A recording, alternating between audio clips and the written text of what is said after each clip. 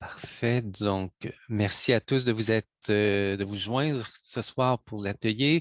Je ne sais pas si vous aviez tous participé au questionnaire le mois passé.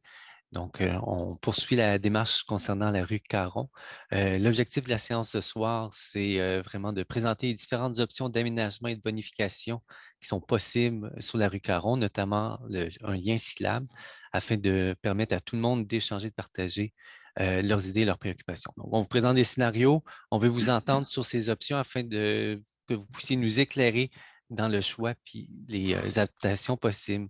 Donc, ce volet-là sera après la présentation formelle par mes collègues. Je suis accompagné par Jean-François Martel-Castonguay et Pascal Laliberté du service de la planification de l'aménagement et de l'environnement.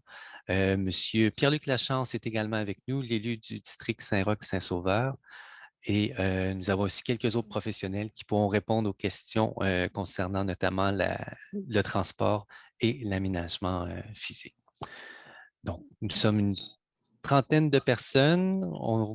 Je propose par respect pour ceux qui sont là, comme dit mon cher collègue, alors je propose qu'on commence peut-être la présentation. Pour ceux qui sont connectés un peu plus tard, la séance est enregistrée. Je vous invite à fermer micro et caméra. Et par la suite, nous aurons la partie atelier où vous pourrez échanger. Donc, monsieur, je pense que c'est Pascal qui commence. Donc, monsieur Liberté, je vous laisse la parole. Ouais. Bonsoir tout le monde. Je vais partager mon écran pour vous présenter le PowerPoint. Est-ce que vous voyez tous bien? On est en mode présentation, donc on risque de Oui, voir tes notes en ce moment. c'est ce que je pensais. Et voilà. Là, comme ça devrait être corrigé. Est-ce que c'est le Toujours cas? pas. Non, toujours pas. Le changement n'est pas encore effectif, je crois. OK, on va commencer une autre fois. Désolé. Donc, ce soir, on est là pour vous parler du projet de réaménagement de la rue Caron. C'est un projet qu'on travaille depuis un bon 6 mois là, dans notre on travaille en planification, mais qu'on travaille un peu plus concrètement. Là, et on vient vous présenter nos différents scénarios. L'objectif ce soir, tu peux passer, Jean-François. L'objectif ce soir sont nombreux.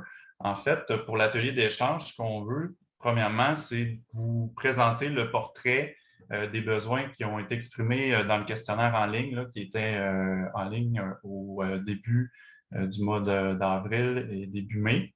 On veut aussi vous présenter les objectifs du projet. On veut vous permettre de bien comprendre et de visualiser aussi les limites de l'emprise publique, c'est-à-dire ce qu'on appelle dans notre jargon notre carré de sable ou notre terrain de jeu, pour que vous puissiez voir un petit peu comment on a procédé aux différents scénarios en lien notamment avec les réponses aux questionnaires. On va aussi vous présenter les scénarios de réaménagement en fonction de l'espace disponible et aussi évaluer comment ces scénarios-là répondent aux différents objectifs du projet qu'on va vous présenter tout à l'heure. On va aussi écouter vos commentaires, vos préférences quant aux scénarios qu'on va vous proposer, aux différents éléments de conception aussi. On veut répondre à vos questions s'il y en a, évidemment.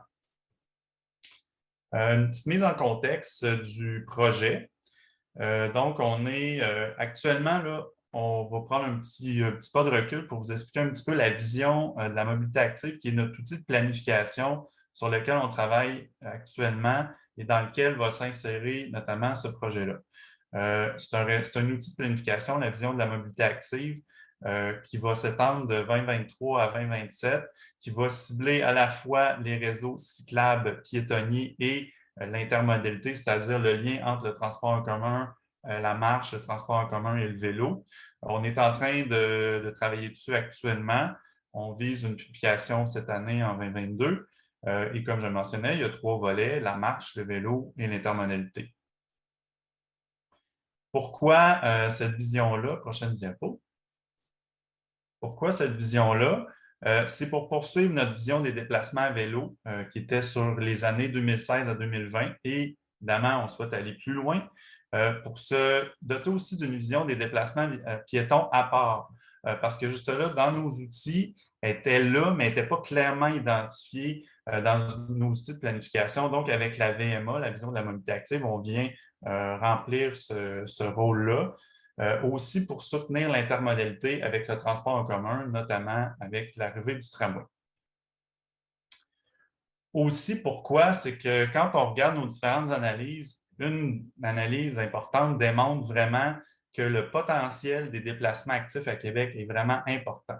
Actuellement, on en a à peu près 180 000 approximativement.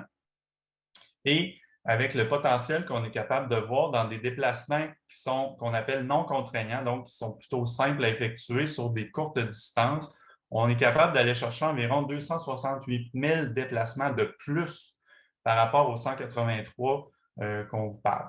Donc, ce qui donnerait en tout et partout une augmentation, là, on passerait environ de 13 à 32 avec ces parts modales-là qu'on irait chercher de plus, ces déplacements-là qu'on irait chercher de plus sur les parts modales en transport actif. Donc, c'est très, très intéressant. La localisation du projet, bon, la plupart d'entre vous sont résidents du secteur ou du quartier. On est sur la rue Caron. On a mis différentes vues, donc la vue au coin de l'intersection avec Saint-Joseph, une vue avec l'intersection de la rue des Commissaires, la vue vers le parc Victoria. Aussi, vous allez voir, on veut connecter vraiment, vous avez les axes potentiels dans le parc Victoria et aussi au sud, les axes actuels là, par Sainte-Hélène, la rue Saint-Vallier pour aller rejoindre la Côte-Badelard et les autres rues là, de l'îlot des Tanneurs. Donc, c'est vraiment pour connecter aussi ces deux sections-là. Vous allez voir qu'on veut faire cet axe-là. Par rapport aux étapes de projet, on vous met schématiquement un petit peu comment on travaille à la ville, nos projets. Là, on a fait l'analyse d'avant-projet du mois de janvier à mai 2022. Donc, c'est la collecte des besoins. On regarde, par exemple, les différents outils de planification de la ville. Par exemple, le programme particulier d'urbanisme, le PPU Saint-Roch, auquel vous avez sûrement participé. Les outils, par exemple, comme la vision de la mobilité active dont je parlais, la vision de l'arbre. Donc, on va rechercher tous les besoins. On va aussi voir, par exemple, on fait un sondage, un questionnaire comme on a fait. On peut aller rencontrer les gens, les sociétés de développement commercial pour essayer vraiment de tout rassembler les besoins puis d'arriver avec des conceptions préliminaires qui tiennent compte de tous ces besoins-là. Actuellement, on est à cette étape-là, donc c'est de consulter suivant cette collecte des besoins-là pour s'assurer que ce qu'on pense qui ressort de tous les besoins qu'on a ciblés et qu'on a entendus, qu'on soit à la bonne place et qu'on avance correctement dans ce projet-là. Il y avait une petite animation. Merci. On peut passer à l'autre. En ce qui concerne les étapes de consultation, pardon, comme je le mentionnais, on a fait un questionnaire en ligne qui était pendant tout le mois d'avril. Il y a quand même un bon nombre de répondants, on va y revenir, mais 614 répondants au questionnaire, on juge que c'est quand même un nombre important par rapport à un projet comme de ce type-là, c'est dans les bons taux qu'on a eus. Et ce soir, notre atelier d'échange avec vous. Comme je le mentionnais, ce projet-là s'inscrit dans plusieurs outils de planification de la Ville de Québec. Les trois plus importants, je dirais, c'est le programme particulier d'urbanisme, la vision de la mobilité active et la vision de l'arbre. Pour ce qui est du PPU Saint-Roch, c'est vraiment un besoin qui a été identifié clairement là, lors des consultations publiques de concevoir un réseau cyclable utilitaire à l'intérieur du quartier et vers les quartiers périphériques. C'est aussi dans le PPU une action clairement identifiée, même c'est un sous-objectif chiffré, comme on l'a mis, qui est d'aménager un nouvel axe cyclable dans la rue Caron de façon à relier le parc Victoria et la piste cyclable de la rivière Saint-Charles à la Haute-Ville par la côte Badelard. Dans le cadre de la VMA, c'est un axe aussi qui nous a été beaucoup demandé lors des consultations publiques qu'on a tenues, que ce soit par le Conseil de quartier Saint-Roch, où on avait mis aussi une carte interactive où les gens pouvaient aller piner en bon français des points ou des axes sur une carte. Par exemple, l'intersection du parc Victoria, c'est un lieu qui a été beaucoup mentionné par nos différents répondants pour différentes raisons, mais dont la traversée sécuritaire de la rue pour rejoindre le parc. On a fait aussi des analyses d'opportunités. Sur 140 projets qu'on avait ciblés, la rue Caron est 26e. C'est un rang très élevé. Et actuellement, ben, ceux qui sont dans les tops, c'est dans ceux qui nous restent à faire qui sont quand même dans les rangs élevés. Aussi, par rapport à la vision de l'arbre, la stratégie qui est identifiée actuellement dans le cadre de la vision de l'arbre pour ce secteur-là, c'est vraiment de déminéraliser, c'est-à-dire de retirer ou de mettre plus de surface perméable pour permettre à l'eau notamment de s'écouler et de mettre du verdissement, la plantation d'arbres aussi notamment. Actuellement, là, le taux qu'on vise pour Saint-Roch, c'est 15 pour l'indice de canopée. Actuellement, sur l'Alcoron, la moyenne, c'est 6 Donc, vous voyez, il y a quand même des efforts à faire en termes de verdissement de plantation d'arbres pour ce tronçon de rue-là. Aussi, on avait fait aussi même chose que pour la vision de la mobilité active. On avait incité les gens à mettre des points sur une carte précise pour des arbres. Et sur Caron, il y a vraiment beaucoup de points qui sont apparus là, sur la carte.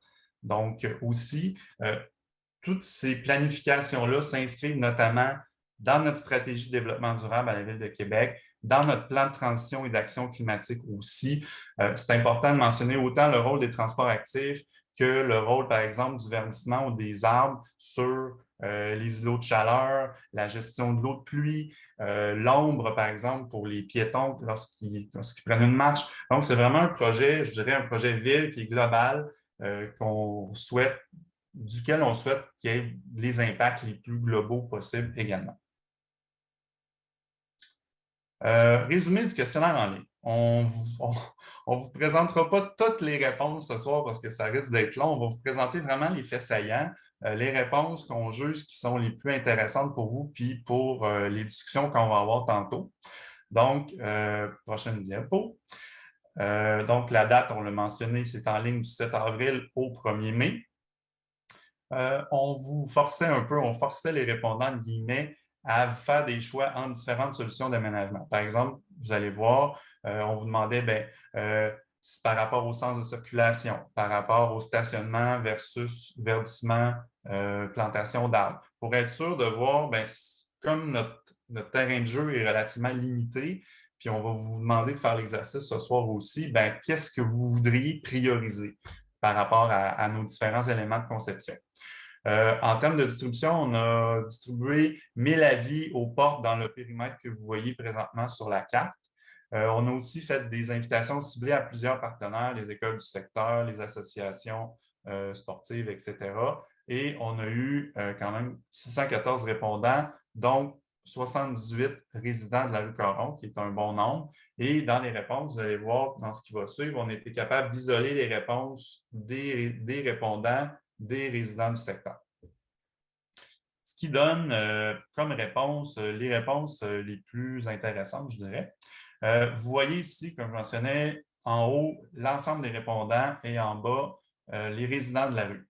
Dans les deux cas, on voit vraiment que le verdissement est ressorti comme la priorité numéro 1, quand même à 70 pour les répondants et à 76 pour les résidents de la rue, ce qui est très élevé. On a le même top 3 pour les deux. C'est juste que la connexion au parc Victoria et le piéton changent de part et d'autre, mais dans le top 3, c'est le même. Avec des pourcentages là, qui sont quand même un petit peu plus élevés chez l'ensemble des répondants que chez les résidents de la rue. Les cyclistes et la visibilité aux intersections est au même rang dans les deux groupes. Et on remarque que le maintien du stationnement est plus élevé chez les résidents de la rue que pour les restes des répondants. Pour ce qui est de la prochaine diapo, pour ce qui est de... OK, là, on passe tout de suite à la question 15, parce que les autres questions, c'était par exemple les modes de transport que vous utilisez, si les gens ont tendance à marcher plus dans la rue l'hiver que l'été, ce genre de questions-là.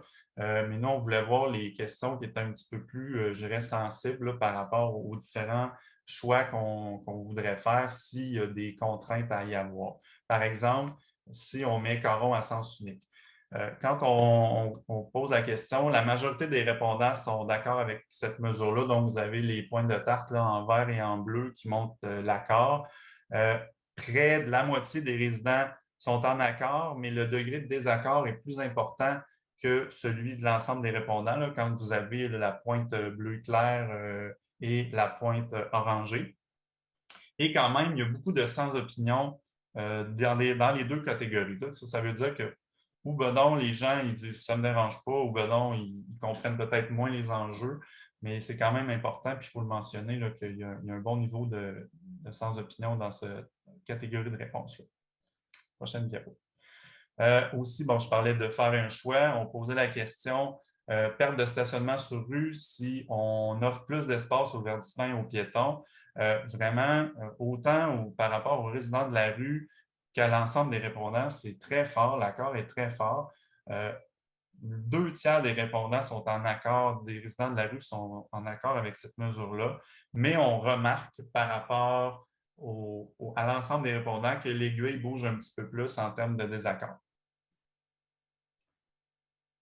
Pour ce qui est de la prochaine diapo, excusez.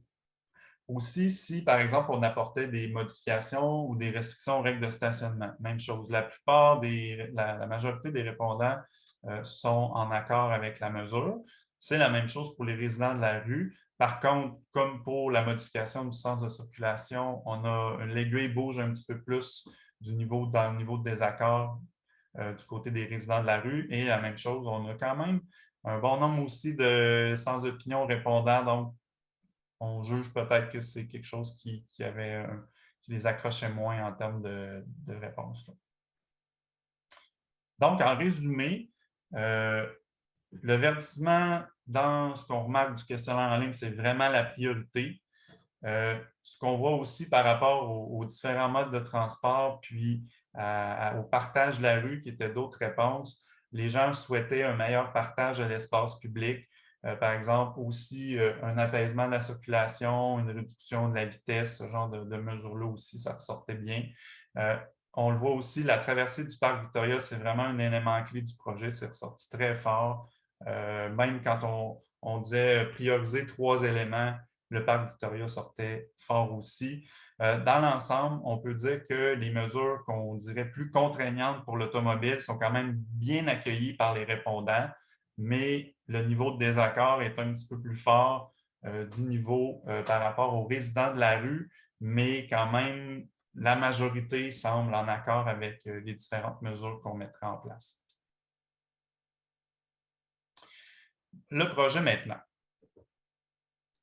Je vais profiter de cette transition pour prendre une petite gorgée. Donc, on a 4 objectifs.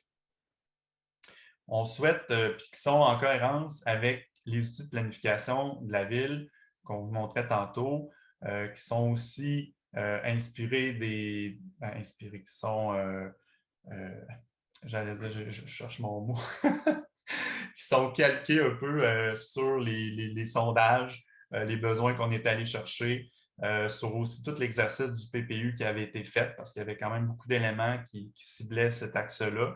On a aussi, on était allé voir du côté des meilleures pratiques pour voir qu'est-ce qui se fait. Donc, c'est basé là-dessus qu'on vous présente nos objectifs. C'est de créer un axe de mobilité active nord-sud qui est fort, qui est direct, qui est confortable et qui est entretenu 4 saisons. De relier efficacement et de manière sécuritaire le quartier Saint-Roch au parc Victoria et à la rivière Saint-Charles et à la Côte-Badelaar, d'augmenter la convivialité de l'axe, donc par du verdissement, de la plantation d'arbres, élargir les trottoirs, ajouter des espaces publics lorsqu'on peut, etc. Et aussi d'offrir un aménagement cohérent et adapté au milieu traversé. C'est-à-dire que la rue Caron, ce n'est pas une rue qui est soit commerciale ou résidentielle à 100%. Il y a un secteur, par exemple, de Saint-François jusqu'à Prince-Édouard qui est plus résidentiel. Il y a un secteur en face de l'église qui est plus communautaire. De Saint-Joseph jusqu'à Charest, même passé Charest, on est dans un milieu plus commercial. Donc aussi, on veut offrir un aménagement qui tienne compte de ces différentes réalités-là et qui reste le plus cohérent possible.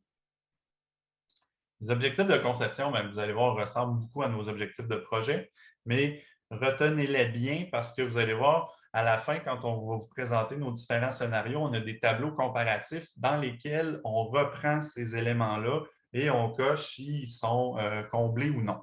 Donc, bonifier le verdissement, bonifier les cheminements piétons, particulièrement aux intersections, aménager un lien cyclable sécuritaire, confortable, 4 saisons, apaiser la circulation, concevoir un aménagement qui incite à respecter la vitesse affichée et maintenir du stationnement sur rue pour les résidents du secteur.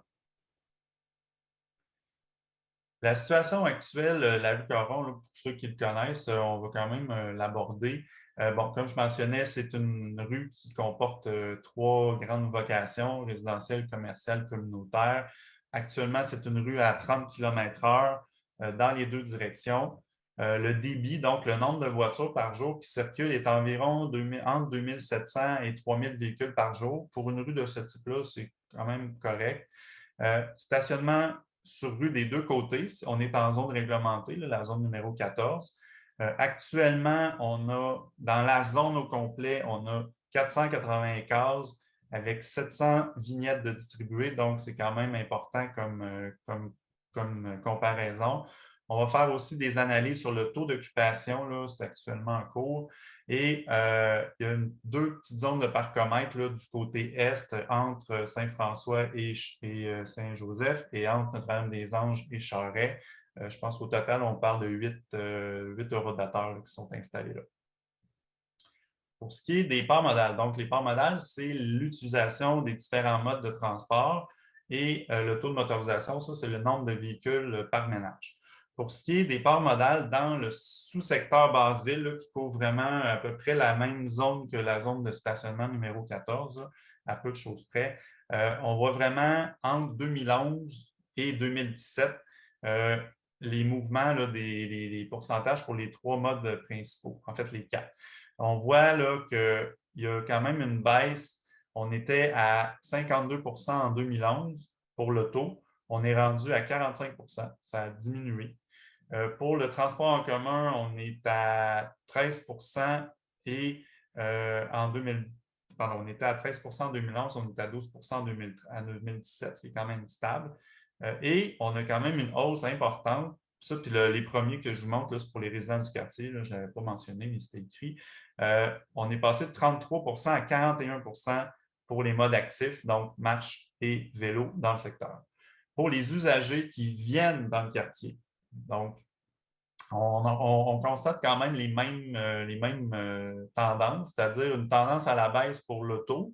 On est passé de 59 à 52 on est stable en termes de transport en commun autour de 15-17 et on est à 32 en hausse par rapport à 24 en 2017 pour les gens qui se destinent dans le secteur. C'est quand même important et dans l'optique dans laquelle il faut se tenir compte aussi dans les différents scénarios qu'on va travailler ensemble.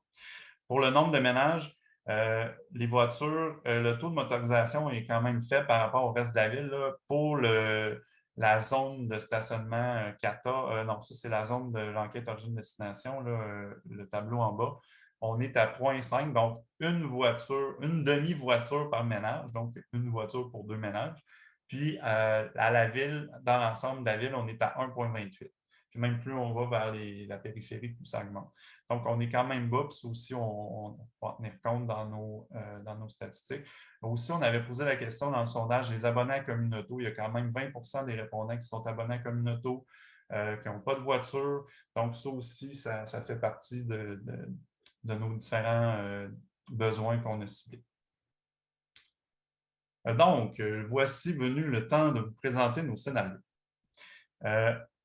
Puis évidemment, c'est des scénarios, puis ce soir, c'est pas on ne fait pas de vote là, sur un scénario ou un autre, ça, on tient à vous le dire. C'est des scénarios qu'on a élaborés avec, comme je dis, les différents besoins qu'on a ciblés. On est là pour vous écouter, on est là pour prendre des notes.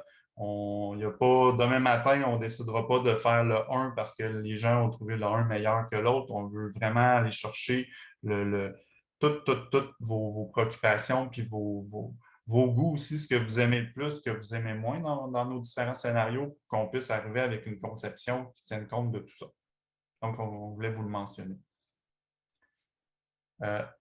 Donc, première chose, dans nos différents éléments, on propose un sens unique vers le nord, sur l'ensemble de l'axe. Donc, de Sainte-Hélène jusqu'à Prince-Édouard. Pourquoi ce sens unique-là? Parce qu'en maintenant un double sens de circulation, c'est que ça ne nous permet pas d'ajouter tous les éléments de conception qui sont notamment sortis dans le sondage, c'est-à-dire d'ajouter le lien cyclable, de bonifier les infrastructures pour les piétons, par exemple, élargir les trottoirs, de verdir, de planter des arbres surtout, et en réduisant, en changeant, en mettant un sens de circulation, ça nous donne un peu plus d'espace pour inclure l'ensemble des besoins qui ont été amenés dans nos différents outils. Aussi, le sens de circulation, pourquoi vers le nord? C'est qu'on a fait évidemment des analyses d'impact sur les déplacements là, par notre service de transport et de mobilité intelligente. Puis l'analyse a vraiment démontré que le sens unique direction nord, c'est celui qui répond le mieux aux besoins en matière de circulation, mais aussi d'accessibilité au quartier par les résidents, notamment aussi les commerces pour l'accès à vos commerces. Donc, ce sens de circulation-là, en fonction de ceux qui étaient notamment à la rencontre sur le tramway, vous avez vu, là, il y a des changements de circulation qui s'en viennent dans le secteur, tient compte de tout ce grand patron de circulation-là à l'échelle du quartier. Ça, c'est le premier gros point. Et tous nos scénarios qu'on vous présente ce soir sont avec ce sens unique-là vers le nord. C'est, je dirais, le point commun dans l'ensemble de nos scénarios. Aussi, passage piéton-cycliste vers le parc Victoria, comme on vous l'a dit, c'est ressorti très fort. On a malheureusement, on est actuellement, ben malheureusement, j'allais dire, on a pas qu'on ne veut pas vous proposer quelque chose, mais actuellement, on est en analyse pour voir c'est quoi le meilleur endroit pour passer le passage piéton. On sait qu'on veut installer un feu pour la traversée piéton-cycliste. Et là, on analyse actuellement c'est quoi le meilleur endroit pour l'installer. Aussi, vous sachez que pourquoi on ne peut pas vous présenter différentes choses, les différentes analyses, c'est qu'il y a des terrains privés avec lesquels il faut, des propriétaires avec lesquels il faudrait négocier. Donc, on essaie d'être, de ne pas non plus se peinturer dans le coin avec ça. On analyse, ensuite de ça, on fera les démarches auprès des propriétaires et on va vous arriver avec la solution aussi suivant ça. Prochaine diapo. Donc, la situation actuelle au coin des commissaires, nous aussi, ce qu'on veut vous montrer, c'est que dans nos conceptions, il y a beaucoup de contraintes. Ça peut être la prochaine diapo. Puis Jean-François, tu vas peser sur le piton. En fait, les contraintes de conception sont quand même importantes. La première, c'est les poteaux et les fils aériens du côté est, sur l'ensemble de l'axe. Et ça, on a regardé différents scénarios, puis on voit avec nos équipes qu'est-ce qu'on pourrait faire pour au moins potentiellement déplacer certains poteaux ou en tout cas voir pour peut-être réduire le nombre, mais c'est sûr que l'enfouissement des fils, c'est quelque chose qu'on malheureusement, ça coûte excessivement cher et par rapport à l'axe qu'on a fait, comme il n'y a pas de projet de souterrain ou ce genre de choses-là, ce n'est pas une option qu'on privilégie.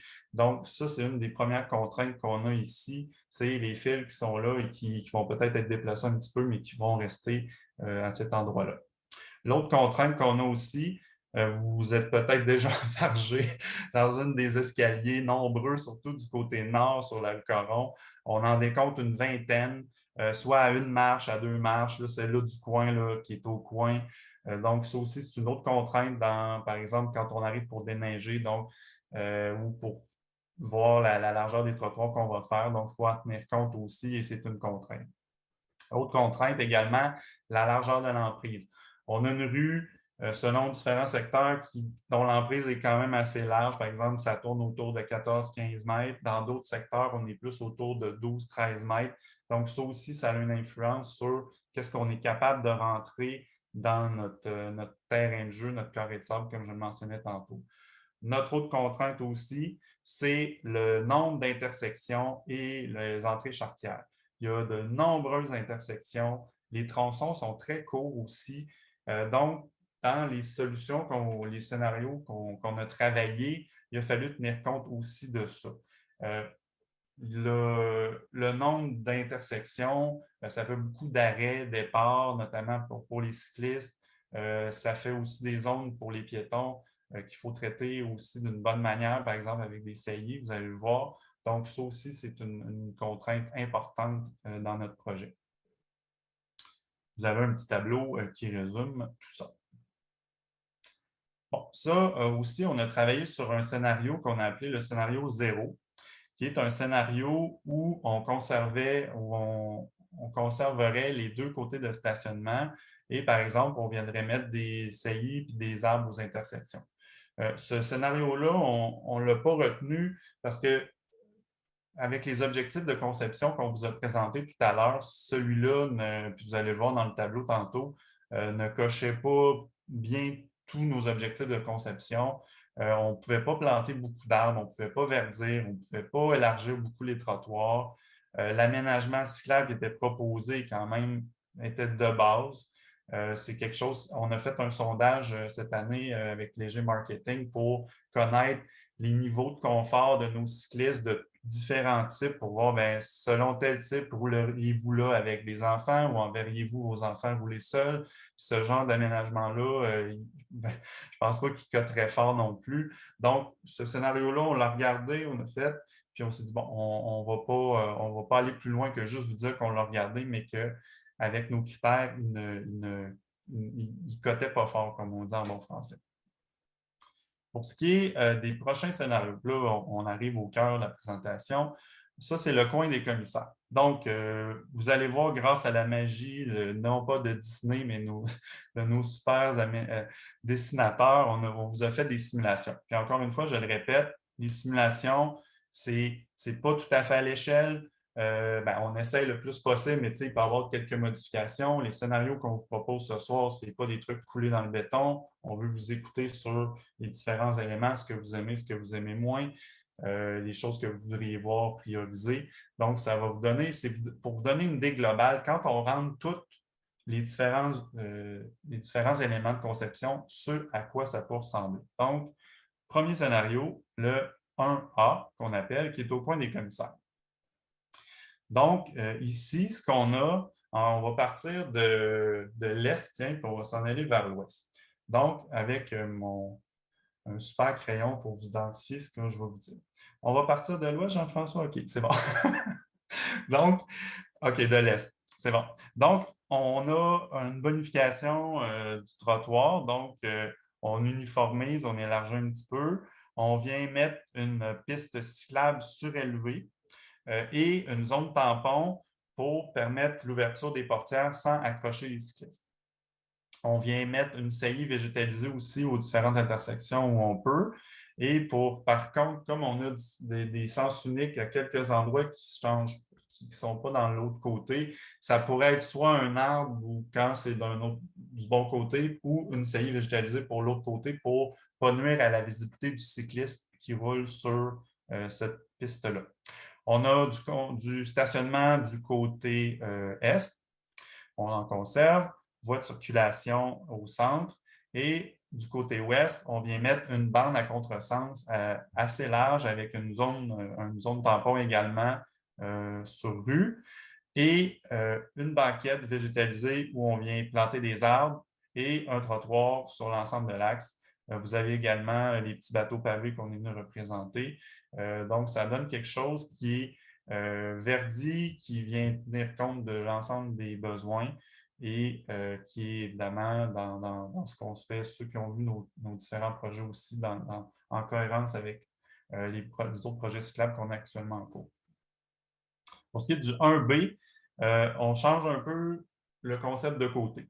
C'est-à-dire que du côté ouest, on a toujours le trottoir et là, on a la bande cyclable dans le même sens que la circulation au niveau de la rue. On a une zone tampon qu'on vient mettre également pour protéger la circulation puis donner un niveau de sécurité puis de sentiment de sécurité plus grand. La voie de circulation, le stationnement du côté ouest et même chose que l'autre scénario, plantation d'arbres, végétalisation. On veut mettre aussi des saillies végétalisées là, qui laissent bien circuler l'eau de pluie notamment. Une bande cyclable à contresens qui est au même niveau que la chaussée. Notamment aussi, ça je ne l'ai pas mentionné, mais ce qui est intéressant par rapport à ça, cette piste cyclable au niveau de la rue facilite beaucoup, beaucoup le déneigement. C'est sûr qu'avec une zone baissée, par exemple un muret de béton, c'est plus compliqué. Et on a le trottoir comme dans l'autre scénario. Ça, c'est pour, je dirais, le secteur nord, au nord de Duroy. Ce concept-là ou l'autre précédent, ben, c'est ce qui serait fait sur potentiellement toute la longueur, ou qui pourrait être fait sur toute la longueur de Prince-Édouard jusqu'à Duroy, dans la zone plus résidentielle. On a passé à un autre scénario aussi qui est un petit peu plus, qui pousse un peu plus la végétalisation et la plantation d'arbres. C'est-à-dire que dans ce cas-là, on retirerait le stationnement au complet, on viendrait planter des arbres des deux côtés, on viendrait mettre des banquettes végétalisées, on ferait des bandes cyclables dans le même sens que la circulation du côté est et en contresens du côté ouest avec une large bande cyclable et une zone tampon pour que ce soit le plus sécuritaire et qu'on donne aussi le sentiment de sécurité plus grand. Donc aussi, ce scénario 2-là, ça serait sur potentiellement l'ensemble de la zone résidentielle. Donc, je vous dirais ici, c'est là qu'il y aurait un choix qu'on va discuter tantôt entre on plante des arbres, mais si on veut mettre des arbres, malheureusement, ça a un impact sur le stationnement pour ce scénario-là. Oh, ben, ça tombe bien, on a le résumé. Donc, je mentionnais tantôt nos différents objectifs de conception, là, de vous en rappeler, mais les voici avec le tableau comparatif. Donc, comme actuellement, ben, en termes de verdissement puis de liens cyclables, ben, on n'a rien. Les cheminements piétons, la circulation, c'est plus ou moins intéressant. L'offre en stationnement, actuellement, est quand même intéressante. Pour le scénario 0, ben, comme je mentionnais, pourquoi on ne l'a pas retenu, c'est que la majorité de nos critères de conception n'étaient pas cochés ou on n'y répondait pas bien. Pour ce qui est du scénario 1, on vient vraiment cocher 4 critères de conception. L'offre en stationnement, on diminue un petit peu parce qu'on retirerait un côté. Puis pour ce qui est du scénario 2, ben, la différence, c'est, vous voyez, on vient vraiment bonifier encore plus le verdissement et la plantation d'arbres par rapport au scénario 1. C'est pour ça qu'on l'a mis en vert foncé. On a mis un peu de nuance. Et par contre, pour le stationnement, ben, c'est l'impact, c'est qu'on retire sur le stationnement sur le coron au complet. Ensuite, on s'en va au sud, au coin Saint-Joseph. Donc, ça, c'est la situation actuelle. Et ici, la largeur de l'emprise est un petit peu moins importante. Donc, notre terrain de jeu est un petit peu moins grand. Ce que ça donne, vous allez le voir pour le scénario 1A, c'est que dans ce cas-là, comme le scénario 2 précédemment pour le nord, malheureusement, on ne peut pas mettre du stationnement parce qu'on n'a pas assez de place pour tout rentrer. Fait que ce que ça donne, c'est comme scénario potentiel, c'est on est capable d'élargir les trottoirs, on est capable de mettre 2 bandes cyclables quand même très larges des deux côtés, une bande dans le même sens, une bande à contresens au niveau de la rue. On conserve une voie de circulation. On est capable, dans le scénario 1A, de venir mettre de la verdure, mais des petits ou du petit végétal parce que à cause des bandes, des zones tampons, c'est qu'on perd un petit peu de l'argent. Vous allez voir le scénario suivant. Aussi, en élargissant les trottoirs, ce qu'on serait capable de faire, c'est de mettre sur les trottoirs des petits cafés-terrasses. Donc, ça, c'est quelque chose qu'on va étudier aussi, mais ça serait possible. En avant de l'église, on élargirait le trottoir aussi. Donc, ça permettrait d'avoir peut-être des aménagements de type trucs publics les soirs où c'est possible. Pour ce qui est du 1B, bien, vous voyez, en retirant la zone tampon du scénario 1B et en le mettant en mettant la piste cyclable au même niveau que le trottoir, bien, le morceau qu'on va chercher de plus nous permet de planter des arbres et c'est la différence avec le scénario précédent. La piste cyclable à la hauteur de la rue, comme je disais tantôt, permet un meilleur déneigement. C'est sûr, évidemment, qu'on y va avec un marquage. On peut même y aller avec une texture différente. On met souvent une petite zone tampon texturée pour permettre, quand le vélo traverse, ça vibre. Donc, le vélo sait qu'il faut qu'il reste là. Les piétons savent aussi que c'est bien séparé. Fait que ça aussi, on va avoir un souci pour s'assurer que si c'est un scénario, par exemple, qui est privilégié ce soir, ben, on va tenir compte des conflits potentiels entre les piétons et les cyclistes à ce niveau-là, soyez-en certains. Là. Pour ce qui est aussi, on a fait le même travail d'analyse qui est un petit peu plus simple parce qu'on retire un scénario. Bon, actuellement, bon, verdissement, lien piéton, cyclable, même chose, ça ne coche pas. L'amélioration des cheminements piétons, apaisement de la circulation pour le scénario actuel, on n'est pas trop bon non plus. Et l'offre en stationnement est quand même importante, mais en même temps, sur cette section-là au sud, c'est vraiment la zone parcomètre. Les espaces qu'on retirait du côté est, avec la zone réglementaire à 60 minutes et les, voyons, les vignettes, il y a quand même 5 espaces du côté est là, qui seraient retirés. C'est quand même, par rapport à l'ensemble de l'axe, ils ne sont pas très nombreux. Mais bon, il y a quand même de l'impact sur le stationnement. Et par contre, nos 4 autres critères de conception seraient cochés et on pourrait avoir ce type d'aménagement-là aussi au sud de la rue du Roi. Les prochaines étapes. Donc, nous, ce qu'on va faire suivant notre soirée ce soir, c'est d'analyser et d'intégrer vos commentaires et vos préoccupations. On va faire ça cet été. Suivant ça, on va aussi produire des géométries finales en fonction des résultats de ce soir. On va aussi vous revenir en soirée d'information avec ce concept-là.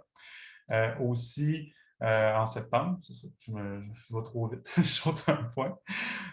Tout ça nous amène à la réalisation des plans et devis à l'automne 2022 pour des travaux au printemps ou à l'été 2023. Donc voilà. Je tenais aussi à le rementionner en terminant, là, ce qu'on vous présente ce soir, c'est vraiment, je me répète, là, mais c'est important, c'est vraiment de vous écouter sur les différents scénarios, ce que vous aimez, ce que vous aimez moins. Puis aussi, sachez que ce qu'on vous présente ce soir, ce n'est pas ce qu'on va faire comme concept final quand on va faire les travaux. C'est des outils pour nous aider à discuter, à réfléchir, à faire sortir le jus, comme on dit. Mais ce qu'on vous présente comme simulation, ce n'est pas ce qui va arriver dans la réalité. Là, on va s'adapter, on va trouver le meilleur concept pour tout le monde, mais vous ne verrez pas quelque chose, soyez juste conscient que ce qu'on vous présente, c'est des simulations, ça ne sera pas exactement la réalité. Les choses vont évoluer, puis ils vont s'adapter aussi. En gros, on risque d'arriver avec une option 3B suite à l'intégration de vos commentaires. Là. Ça ne sera pas 1 ou 2, ça risque d'être 3A ou 3B en fonction de ce que vous allez nous dire ce soir, nous partager comme préoccupation. Exactement. Très bien. J'inviterai M. Lachance peut-être à venir compléter ou à ajouter une perspective à la présentation. Merci beaucoup, Daniel. Merci beaucoup, Pascal. Une présentation faite de main de maître. Je crois, chers concitoyens, que nous avons de belles discussions qui s'en viennent pour au moins la prochaine heure devant nous. On a des échanges qui vont porter vraiment à essayer d'améliorer, comme vous voyez, le milieu de vie. Je sais qu'on ne répond pas on ne répond pas aujourd'hui à toutes les questions qu'il peut y avoir sur l'interconnexion avec le parc Victoria. Nous en sommes conscients, mais sachez que ce n'est pas parce qu'on ne le travaille pas, ce n'est pas parce qu'on ne sait pas qu'il faut améliorer nécessairement cette connexion, c'est qu'on a des choses à valider au niveau des propriétaires privés autour. Et donc, le concept à ce moment-là sera tout simplement intégré, harmonisé avec ce que Pascal nous a présenté. Donc, lorsque Daniel nous donnera la procédure pour la suite de l'atelier, je vous invite à être créatif, à être positif. On voit qu'on est en train d'améliorer nécessairement la mobilité active de notre quartier. Merci d'être là ce soir. Merci, M. Lachance. Donc, ce que je vous propose, c'est qu'on va vous séparer en sous-groupes, considérant le nombre de citoyens et de représentants de la ville, finalement, que nous sommes. Nous avons divisé en 3 groupes composés d'à peu près 7 citoyens. Puis, on souhaite des échanges. On veut vraiment aller chercher un peu vos impressions aller chercher plus d'informations, des choses qui auraient pu nous échapper là, dans la conception de ces scénarios-là. Donc, alors, qu'est-ce que vous aimez, qu'est-ce que vous aimez moins dans les options qui sont présentées, qu'est-ce qu'on a oublié, ainsi que vos préférences finalement. Puis, on va aussi vous inviter à peut-être à prioriser justement les différents aspects entre il faut faire des choix, l'espace limité, donc le stationnement, la place aux piétons, les vélos, la vitesse. Donc, ce sont des choses on va vous inviter. Puis, si vous avez des suggestions de bonification également, un peu plus tard dans l'atelier pour de l'aménagement, pour en prendre note. Donc, lorsque vous serez dans votre groupe respectif, je vous invite à toucher votre écran. Vous devrez peut-être accepter. Et si vous voulez ouvrir votre caméra, votre micro, vous pourrez le faire peut-être en bougeant votre écran ou votre souris avec les icônes en bas. Alors, je vais ouvrir les salles.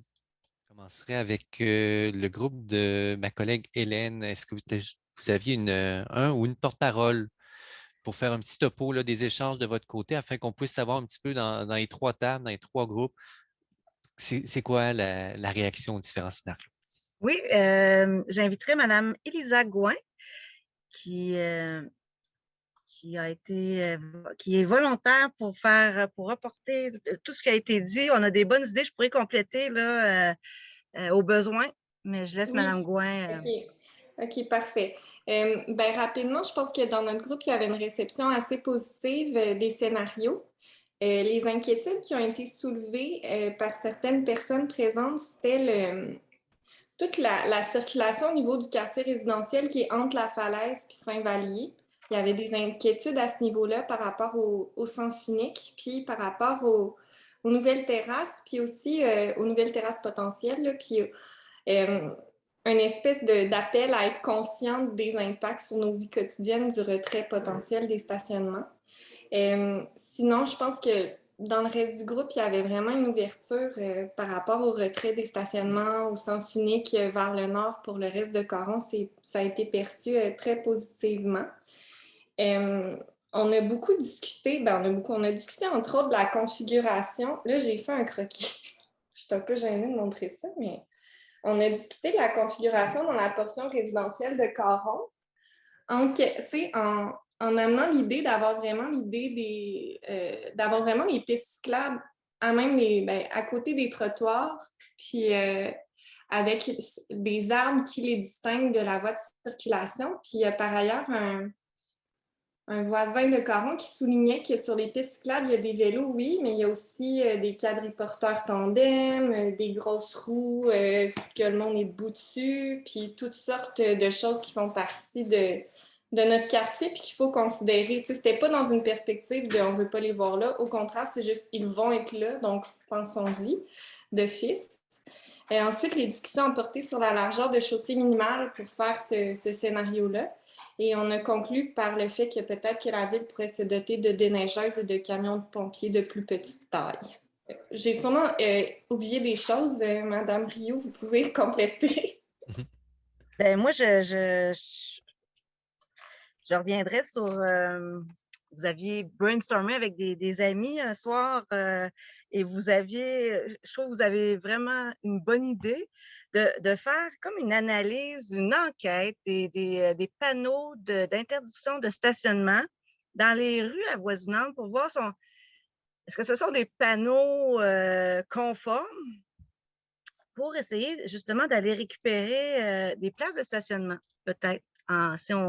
Si on enlève des stationnements, peut-être qu'on pourrait faire comme une analyse autour du quartier, des rues avoisinantes pour voir les panneaux sont-ils conformes ou pas. Puis c'est ça. On remarquait qu'il y avait des panneaux d'interdiction de stationnement devant des portes cochères qui ne sont peut-être pas nécessairement réglementaires. Puis ce serait un beau projet de stage pour un étudiant. Autrement dit, c'était dans le sens des interdictions de stationnement qui n'ont peut-être plus leur raison d'être vu que c'est des portes qui ne sont plus fréquentées. Okay. Exactement. Des gens qui mettent des panneaux stationnement interdits personnels là, devant leur porte cochère. OK, correct, je comprends mieux. Pour laisser la charretière, là. Fait qu'ils font juste se réserver un stationnement parce que personne ne se stationne là vu qu'il y a une pancarte, mais ils stationnent sur rue. Là. Parfait. C'est une très bonne idée. Monsieur Lachance, vous sembliez vouloir réagir tantôt à la suggestion du premier groupe. En fait, je remercie Lisa et ses talents d'architecte qui ont nécessairement tout de suite dessiné un. Il faut comprendre que je connais Lisa. Et donc, j'ai beaucoup aimé votre proposition. C'est sûr qu'il y a plein de défis au niveau du déneigement qui ont été bien soulignés par l'équipe. Hein. C'est pas des fois des manques de volonté, des fois c'est des manques d'équipement ou même d'existence d'équipement. Mais les équipes ont bien pris en note. Merci, équipe 1. Parfait. Et peut-être, je ne sais pas si Pascal peut nous dire si l'option qui avait été présentée justement était quelque chose qui avait été envisagé ou qui a été écarté parce qu'il y avait des contraintes techniques, là. On a regardé un genre de scénario comme ça, puis la contrainte majeure, c'était le déneigement des pistes qui seraient pas au niveau, qui seraient pas au même niveau que le trottoir. D'où nos propositions de mettre les pistes cyclables au même niveau que le trottoir, dans un sens ou dans l'autre. C'est vraiment ça, parce que même la déneigeuse enlève la neige de la piste, mais elle va se déposer quelque part, puis on n'a pas l'équipement actuellement pour souffler, en tout cas de cette manière-là. On a des enjeux, mais on prend note, puis effectivement, on peut voir, mais avec l'espace qu'on a pour les emprises par rapport aux contraintes de déneigement et à la proposition que Mme Gouin a vraiment dessinée à une vitesse hallucinante, parce que même le vert sur les arbres, c'est fantastique. C'est complexe avec les contextes qu'on a actuellement. Parfait. Alexandre, puis David, je vous invite peut-être, est-ce que vous étiez dans le même groupe? Si c'est pour ajouter des informations, si c'est pour commenter sur le déneigement, écrivez-le dans le chat, puis moi j'en prendrai note, mais je ne veux pas qu'on fasse le débat, je veux qu'on puisse poursuivre la soirée aussi, vous comprenez. OK. Ben, on est dans le même groupe. C'est pour ajouter de l'information, mais c'est correct. Bien, si c'est ajouter de l'information, allez-y. OK. C'est le moment. En fait, puis le scénario de la piste cyclable plus basse, c'était comme dans un monde idéal, mais tu sais, du moins, si la piste cyclable était à la même hauteur que le trottoir, ça serait quand même bien parce que qu'est-ce qui était dommage dans le scénario 1A et 1B, puis le 2? En fait, le scénario qui a été proposé par Elisa, c'était comme le meilleur des deux mondes parce qu'on garde aussi les avancées de trottoir pour les piétons. Puis ça, en fait, on le perdait si on gardait juste le scénario 2. Puis aussi, ça permet de protéger les cyclistes en les mettant du côté du trottoir au lieu qu'ils soient dans la rue avec les véhicules. Donc, c'était un peu pour ça aussi. Puis moi, je vois un autre avantage aussi pour d'avoir les arbres qui sont plantés plus à l'intérieur de la rue. On réduit les perspectives de vue pour réduire la circulation des automobilistes. Puis en plus, on peut se permettre de planter des arbres à plus grand déploiement parce qu'on est plus dégagé des fils électriques. Donc, ce scénario-là, il apparaissait vraiment être le meilleur des scénarios vraiment là, dans toutes les situations. Puis le dénivelé, la différence de dénivelé, c'était encore plus dans le scénario ultime, là, mais je pense que on pourrait faire aussi simple et avoir la même hauteur. Parfait. Merci, Alexandre. On va poursuivre avec le deuxième groupe, si vous permettez. On va y aller avec Christina. Je pense que tu m'as dit que c'était M. Saucier qui était votre porte-parole. Oui, c'est M. Saucier. Oui, On allez-y, complète trop monsieur. besoin parce que j'étais en congrès toute la journée. Je n'ai pas pris de notes, on ne m'avait pas dit que je serais rapporteur, mais je constate qu'il y a beaucoup des choses qui viennent d'être dites là, qu'on a discuté aussi. C'est ça, une des choses qui ressortait, c'est que c'est une occasion de mettre du verdissement parce que notre quartier, c'est un gros îlot de chaleur. Là. Et puis, bien, c'est sûr on disait on aimerait ça conserver du stationnement parce qu'on comprend qu'il y a des gens qui ont des voitures, mais plus tard, en réfléchissant, on disait oui, mais en même temps, s'il n'y a pas beaucoup d'espace pour le stationnement, il y a des risques d'emportiérage, d'interaction, puis aussi pour les gens qui essaient de sortir de leur voiture. Là, on avait le cas de figure de parents qui installent ou sortent leur enfant d'un siège pour bébé. Là. Tu ne restes pas 10 secondes sur le trottoir, tu peux rester assez longtemps, ça devient plus problématique. Alors, vers la fin, on opinait plus vers une option sans voiture, ce qui ouvrait des perspectives pour plus de verdissement, un petit peu plus d'espace pour les pistes cyclables. Puis le dessin que Mme Gouin a présenté, là, c'est super parce que on n'avait pas envisagé cette option-là, mais c'est ça. Une autre chose qui est ressortie, c'est qu'on pense souvent aux interactions vélo-voiture, mais on a insisté sur le fait que vélo piétons, c'était très important aussi parce que se faire frapper par un vélo qui roule à une certaine vitesse pour un piéton, c'est pas agréable non plus. Et donc, c'est ça, là, on discutait, est-ce que les vélos devraient être à la même hauteur ou piste surélevée ou tout ça. Puis, il a aussi été mentionné qu'on dit vélo, mais il y a toutes sortes d'autres véhicules électriques légers, là, trottinettes électriques. Moi, je n'ai pas mentionné, mais il y a aussi les moteurs roues qu'on voit aussi des fois. En tout cas, toutes sortes d'options. Donc, c'est ça, de bien penser. Puis aussi aux intersections, pas juste voiture, vélo, mais vélo piéton, qui est un enjeu. Est-ce que j'oublie des choses? En tout cas, M. Saucier, pour quelqu'un qui n'a pas pris de notes, là, je pense que vous avez pas mal fait le tour. Ouais, Peut-être il y avait juste la partie là, au coin, là, la transition près de là où il y a le stationnement actuel. Là. Donc, ça aussi, c'était une suggestion de peut-être assurer une meilleure transition entre ce corridor cyclable et le parc Victoria. Oui, OK. Oui, c'est ça. Donc, là, que ce soit un rond-point ou une occasion de verdissement ou bien une occasion de, si on enlève du stationnement sur le caron, ben, il y a peut-être une possibilité d'offrir du stationnement hors rue dans cet endroit-là. Donc, c'était des suggestions. Il y avait aussi tout le volet fluidité piétonne, déplacement piéton, sécurité des piétons, qui avait été mentionné aussi là, d'en tenir compte, notamment aux intersections. Alors, ça faisait le tour. Oui, ben, il y a une autre chose qui a été mentionnée, c'était à mon avis, il y avait l'idée de dire, ben, si on ne met pas 2 voies cyclables sur Caron, est-ce qu'on pourrait envisager Saint-Ancel? Mais là, il y avait l'enjeu de traverser la rue Charret à Saint-Ancel. Il faudrait que ça soit sécurisé, qu'il y ait une lumière pour traverser en tout cas, donc, tu sais, de ne pas écarter la possibilité, même si il y aurait d'autres enjeux qui rentreraient en compte. Alors, on sait que ce n'est pas évident là, de penser ça. Très bien. Merci beaucoup, M. Saucier. Oui. Oui, Christina. Non, parce que c'est juste pour continuer cette idée, parce que je trouvais ça intéressant. Ne pas oublier que le Caron, oui, c'est une voie cyclable pour les gens de l'extérieur du quartier, mais c'est aussi la colonne vertébrale pour les gens du quartier qui se déplacent et qui peut-être n'iront pas sur l'Angelier ou autre. Donc, c'est pour compléter cette idée-là. Alors, merci. Parfait, très bien. Dans le groupe que j'étais accompagné de Pierre-Luc Lachance. Puis, on a M. Gabriel Dumais qui était volontaire pour présenter un peu les échanges dans notre sous-groupe. M. Dumais, je vous laisse la parole. Je vais faire un petit résumé. En fait, de notre côté, un peu comme dans les 2 autres groupes, l'ensemble des citoyens étaient assez favorables au retrait des cases de stationnement, tant chez les propriétaires de voitures que les gens qui se déplaçaient exclusivement à pied. Je dirais qu'une majorité de gens semblaient favorables au deuxième scénario de retrait complet du stationnement sur la rue Caron. De mon côté, je faisais partie de ce lot-là, donc par souci d'honnêteté, je vous le dis. Mais l'exemple que j'avais soumis, c'était plus de voir la chose comme étant une vision d'ensemble. Donc, quand on regarde l'ensemble du quartier, il y a du stationnement un peu partout. La plupart des rues résidentielles à proximité sont réservées à 100% au stationnement.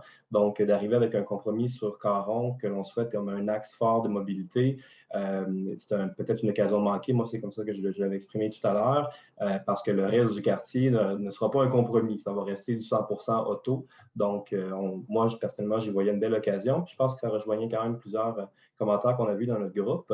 Donc, tenant compte de ça, on n'avait pas discuté évidemment du scénario de Mme Gouin parce qu'on ne l'avait pas, mais je pense que ça répondrait quand même à certaines inquiétudes qu'il y avait au niveau de la sécurité qui nous avaient été exprimées par, on avait un représentant d'un organisme vélo dont j'ai oublié le nom, mais qui était sur notre groupe et qui nous avait fait part là, de certaines préoccupations quant à l'aménagement final là, des pistes cyclables, étant donné qu'on se trouverait sur le même terrain de jeu là, que les autos.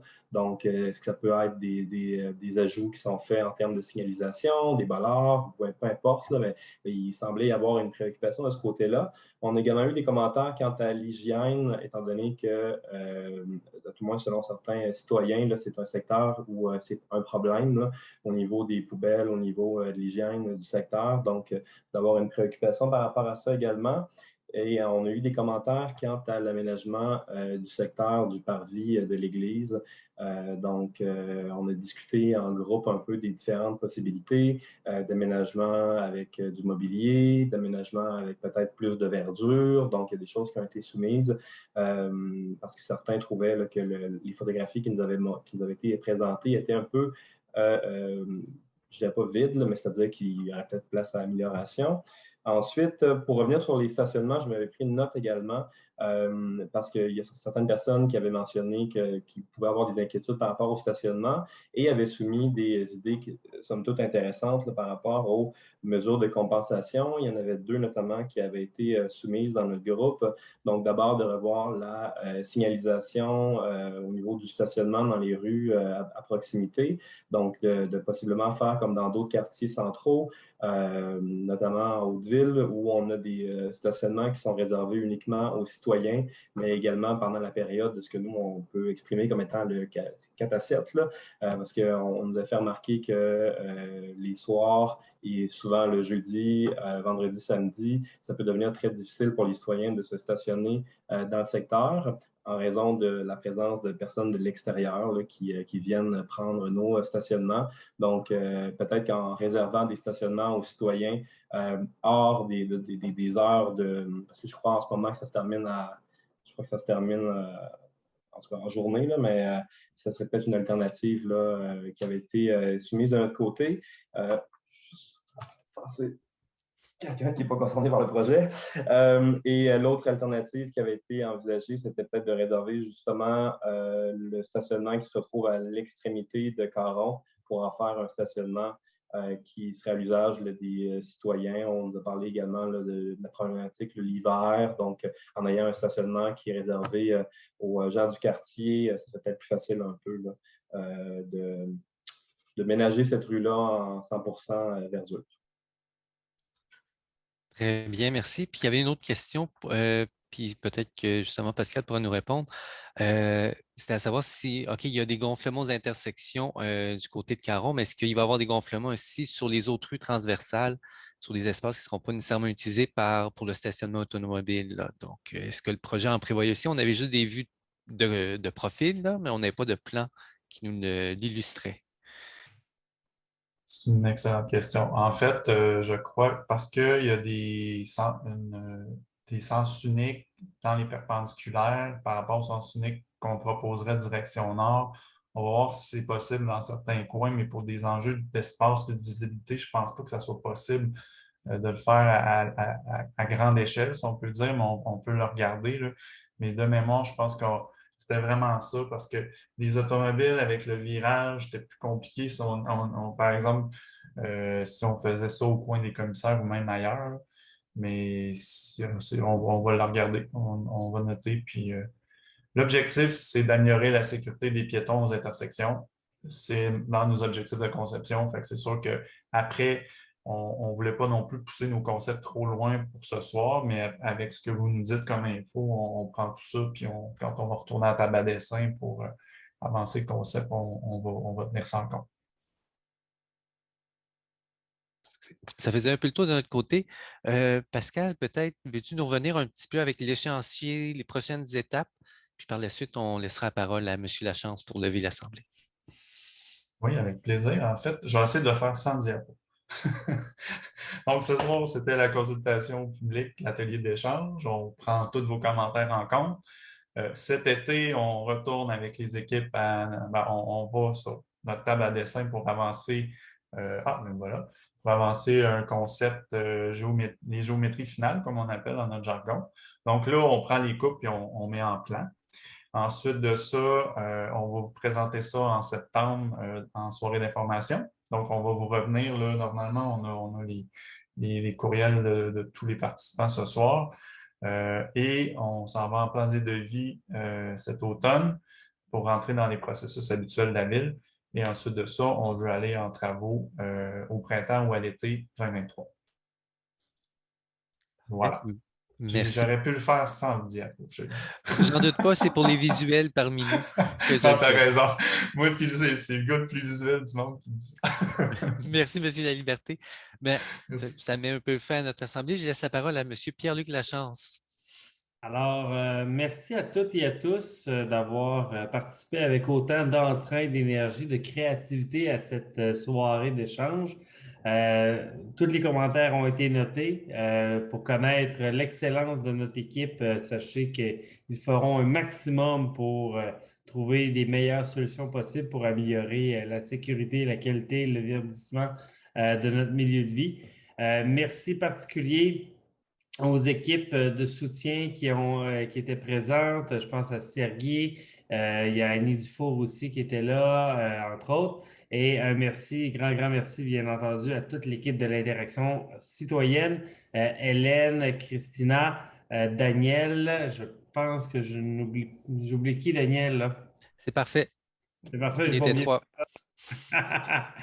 Donc, merci à Jean-François Martel-Castonguay, Sophie Tremblay-Graton et bien entendu à notre présentateur émérite, Pascal Laliberté, pour ces bels échanges de ce soir. Et on vous revient avec la suite très prochainement. Bonne soirée à toutes et à tous. Merci beaucoup. Donc, je vais fermer la séance. Bonne soirée. Merci. Bonne soirée à tout le monde. Bye bye.